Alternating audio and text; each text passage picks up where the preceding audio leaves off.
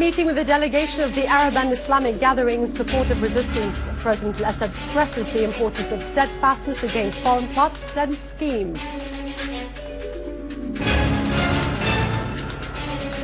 The government studies the draft general budget of next year, and Al-Halaqi asserted the continuation of the policy of increased development and war against corruption.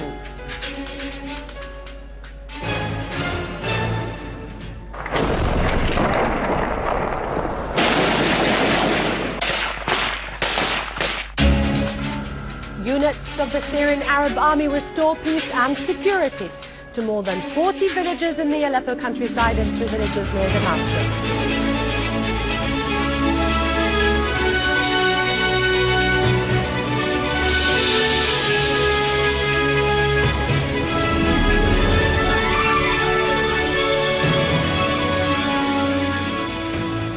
Good afternoon, I'm Dani Nizam, welcoming you to the news bulletin this afternoon. The developing events on the Arab and Islamic arenas were discussed by President Bashar al-Assad and the delegation of the Arab and Islamic gathering to support the option of resistance led by the Secretary-General Dr. Yehya Ghaddar.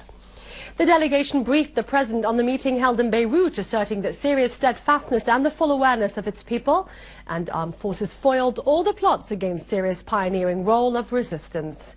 The delegation also asserted that it was time for all the Arab and Islamic people to shoulder their responsibilities to consolidate the steadfastness which achieved triumph and protected Syria and all the Islamic people from danger.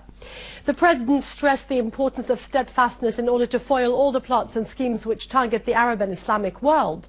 The President stressed the important role of all the elite national forces in consolidating resistance, particularly among the young generations, to protect and preserve the unity of the Arab and Islamic identity and the interests of these people.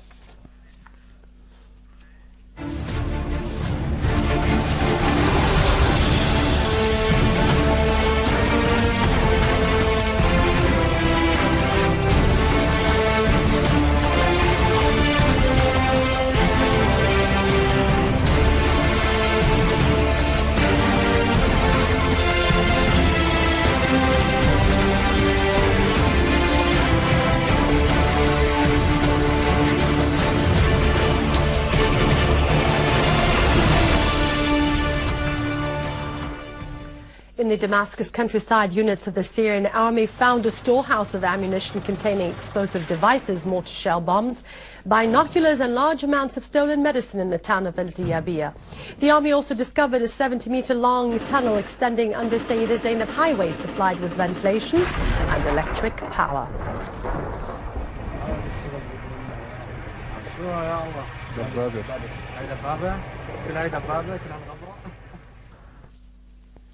Units of the Syrian army cooperating with the people imposed full control on the town of Tel Fita and the surrounding area in the northern Damascus countryside. They defeated the terrorists of the so-called Jabhat al-Nusra, which spread chaos and panic and destroyed the weapons and equipment of the terrorists. The army also destroyed a storehouse of weapons and vehicles used by the terrorists in the area of Al-Nabak. The army also defeated terrorists in Al-Qabun, Barze, Jobar and Zamalka. In the eastern Ghouta, groups of terrorists were defeated and left dead or wounded in the nearby villages. A tractor was destroyed in the town of Al-Rihan, where it was used by the terrorists to block the streets of the town. In Hujayra, the Syrian army destroyed machine guns and ammunition used by the terrorists. Meanwhile, a unit of the Syrian army killed 2 terrorists in Spain. Many terrorists were also killed or wounded in the town of Al-Buwaida, and their weapons and equipment were destroyed.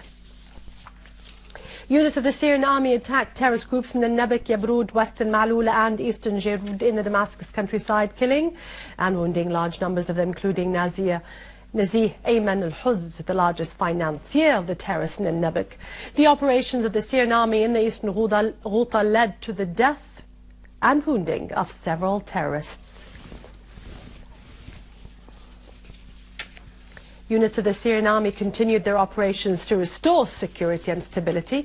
They opened the highway of Hama Aleppo in Khanasir and defeated the terrorist groups. More than 40 villages were controlled by the army and the tunnels were destroyed. Some of them were 5 kilometers long. The army confiscated large amounts of heavy weapons, equipment, rocket launchers and anti-armor missiles. The army also defused more than 600 anti-armor mines and 1,500 explosive devices. More than 20 terrorist hideouts were also destroyed. The army attacked terrorist groups in Manbij and Maskara, killing and wounding many of them and destroying their equipment and vehicles. The army also destroyed terrorist groups in several villages in the Aleppo countryside. The Ministry of Social Affairs, in cooperation with Damascus Countryside Governorate and the Syrian Arab Red Crescent, carried 2,000 women and children who were freed after being held hostage by terrorist groups from the area of Muaddamiyya to Sham to temporary housing centers. The women and children were carried to housing centers via buses, while the sick and the elderly people were carried by ambulances provided by the SARC.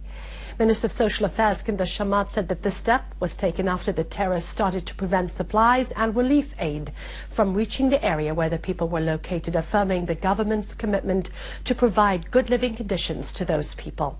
In turn, Governor of Damascus Countryside Hussein Khallouf said that the governorate provided the temporary housing centers and the supplies needed for the people to help them overcome the ordeals they experienced.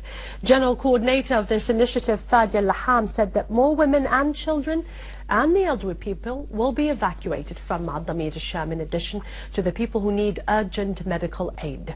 The evacuation is carried out in cooperation with local sides and the authorities. Khallouf and Laham highlighted the role of the armed forces in helping to evacuate the citizens from the area.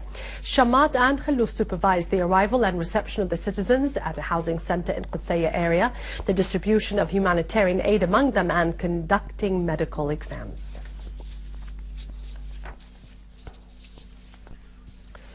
After the failure of the plot of Al-Qaeda in Syria, this terrorist organization began to utilize their tools of the Muslim Brothers as a spearhead of Al-Qaeda war on the Arab armies. The leader of Al-Qaeda, Ayman al-Zawahiri, called for targeting the Egyptian and Tunisian armies in order to destroy the last bloc, which prevents the plot of imposing Western hegemony on this region. The International Organization of the Muslim Brotherhoods, in collusion with the US, continued its attempts to break up the Egyptian army, which stands against their scheme to swallow Egypt after they failed to swallow Syria and Iraq to serve the interests of Israel. في مصر فإن ما شهدته مؤخرا من جرائم على أيدي جزار الانقلاب العسكري المتأمرك. Al-Zawahiri renewed his call for the Muslim Brotherhoods and fanatic groups to target the Egyptian and Tunisian armies. Al-Zawahiri claimed that these two armies were against Islam. The Muslim Brotherhoods and Al-Qaeda, supported by Washington, consider themselves enemies of the National Arab Armed Forces.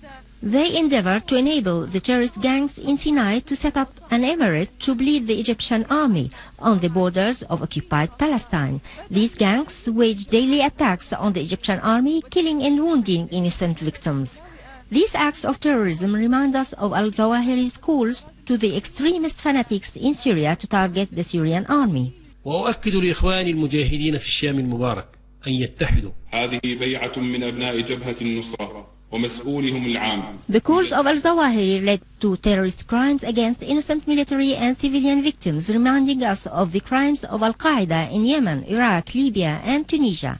This shows a systematic plot with various roles of terrorist groups attacking Arab national security in line with Washington's conspiracy to create chaos in the so-called New Middle East, to serve the interests of Israel through creating ethnic and sectarian conflicts in many countries throughout this region. And this, we conclude our news for today. Thank you for watching us. For more details about Syria and the region, you can view our bulletin on syriaonline.sy in English. Thank you for watching. God bless you all.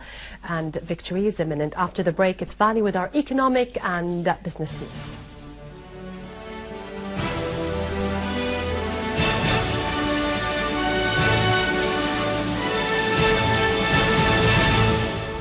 Good afternoon. The Cabinet discussed the 2014 state budget in its weekly session that was held in Damascus, headed by Prime Minister Dr. Wael al-Halaqi. The Cabinet discussed the repercussions of the terrorist attacks on the Syrian economy, the challenges of the increased public spending, and the prices of goods and services. They also discussed means of alleviating the impact of the crisis on citizens through taking many measures, such as interference in the foreign currency market, increasing wages of employees, subsidizing basic materials, and observing markets to control prices.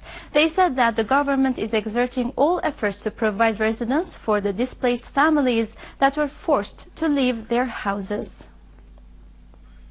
The Directorate of Agriculture in Tartus Governorate anticipated the production of olive oil for this year to be 5,000 tons and 30,000 tons of olive. The specialized office's director said that olive cultivation is very important. It constitutes 83% of the overall planted area of fruitful trees at the Governorate, while the overall planted area is more than 73,000 hectares. The sales at the Hama branch of seed establishment reached more than 1,500 tons of fertilized wheat from the farmers of Hama, while 78 tons of wheat seeds have been shipped to the Tartus branch of the establishment. The branch manager said that the branch is fertilizing the received wheat.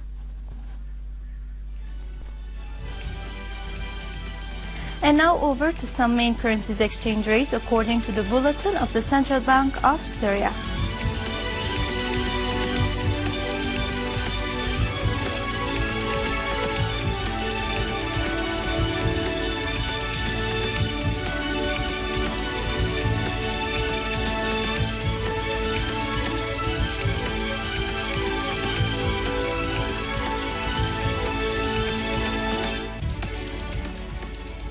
With this, we conclude our news. Thank you for watching and goodbye.